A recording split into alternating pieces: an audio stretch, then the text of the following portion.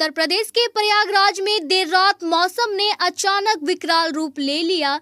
गरज-चमक के साथ आई तेज आंधी और झमाझम बारिश ने शहर से लेकर ग्रामीण इलाकों तक भारी नुकसान पहुंचाया। करीब 50 से 60 किलोमीटर प्रति घंटे की रफ्तार से चली हवाओं के कारण कई जगहों पर बिजली के पोल, पेड़ और तार धराशायी हो गए। कुछ स्थानों पर टावर गिरने की भी जानकारी सामने आई है। इससे कई इलाकों में बिजली आपूर्ति पूरी तरह ठप हो गई है।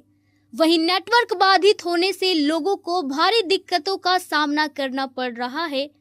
प्रशासन हालात पर नजर बनाए हुए हैं और मरम्मत कार्य जारी है। न्यूज़ इंडिया 24 से अंजलि कुमारी, ब्यूरो रिपोर्ट।